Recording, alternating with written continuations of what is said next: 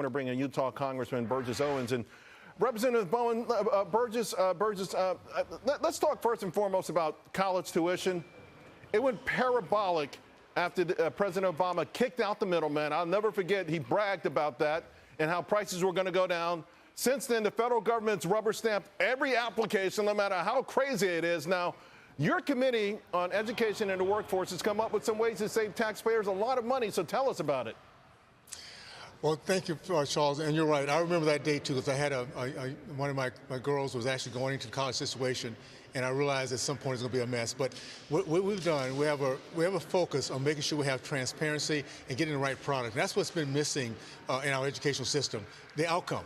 So we're going to make sure we have something called Cost Reduction Act. It's going to actually save, CBO just came out with a number, $185 billion to the taxpayers over 10 years by going through a process in which we're holding colleges accountable, not only to what the cost might be, but the end game, the product, what happens to our children when they come out of the system. So we're excited about that. We're looking forward to getting more information out, but we're all on making sure that education is a priority for us and that we get, the kids coming out that truly believe in our country and can function and be productive as they move forward. I mean, it's nuts. Yesterday, the New York Fed came out with a survey. People think college is going to go up 2.5% in the next year, more than anything else.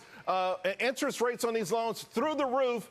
And it's really, I'm really glad that there's a solution, a bipartisan team working on this, but it's just not that. Your committee has a report card grading Biden's education department, and we'll start at the very top.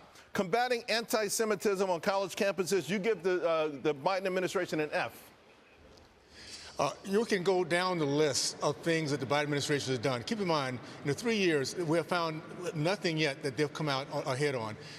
Yes, F on anti-Semitism, F on the products we're getting out with our kids, F on the amount of debt that these young people have when they come out. This is, again, why we have oversight. And thank goodness we have a committee right now headed up by Dr. Fox that really is going to hold these colleges accountable. Everything we're seeing right now, we're going to make sure we have a conversation about, do we continue to fund at the rate we're funding some of these institutions that are giving us such a poor outcome at this point. I'm glad there's oversight, too, but complying with congressional oversight is an F. And by the way, the Supreme Court said you can't bail out college students, and he's bailing them out anyway. So I'm not sure this administration cares about oversight too much. Well, they don't. The administration cares about power over people. That's been the end result here. That's why this coming year is going to be so important. We, the people, have an opportunity to right the ship.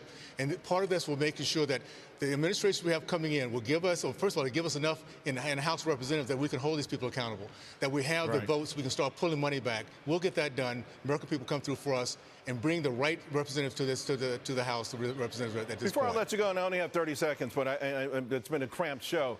I've had economists who've been coming on for about a month or so insinuating and now just saying out loud they think illegal immigration has not only been a plus for America, some suggest it's saved our economy. What are your thoughts?